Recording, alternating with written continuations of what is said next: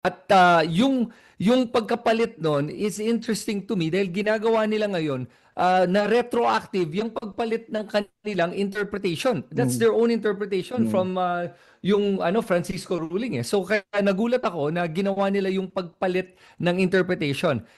And I want to add na dahil pinalitan yung interpretation nito, ang magiging problema nga natin ngayon ay basta na lang kahit sino pwede na ngayon mag-file at ma-trigger yung 1-year bar rule.